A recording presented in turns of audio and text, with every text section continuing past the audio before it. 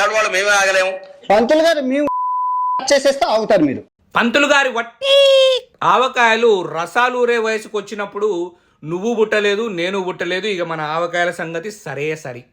అలాంటి ఆవకాయల యజమానిని మనము నమస్కరించుకోవాలి, పురస్కరించుకోవాలి, ఆదర్శంగా తీసుకోవాలి. కానీ అంతు చూడాలనుకోవడం ఎంతవరకు సమంజసం? Point number 1. నెక్స్ట్ వచ్చేసి చూడండి, సీతాదేవి తర్వాత ద్రౌపది ఏ టీషర్ట్లు వేసుకున్నారా రేపులు అయ్యాయి. సీతాదేవి అని అన్నాడు. మరి నేను గూగుల్ చేసిన, చాట్‌జీపీటీ అడిగినా, ఏ దేశంలో కానీ, ఏ కాలంలో కానీ, ఏ యుగంలో కానీ సీతాదేవి అనే వ్యక్తి ఉన్నట్టుగా నాకు కనపడలేదు. ఏ అఘాయిత్యం జరిగినట్టు కూడా ఏం లేదు అక్కడ. మరి నాకు తెలిసినంత వరకు సీతాదేవి ఉంది, రాముడు ఉన్నాడు. వాళ్ళని మనం త్రేతాయుగం నుంచి దేవతలుగా, దేవుళ్ళుగా కొలుస్తున్నాము. అలాంటి మన సీతాదేవిని రావణాసురుడు ఎత్తుకెళ్ళాడే తప్ప ముట్టుకోలేదు.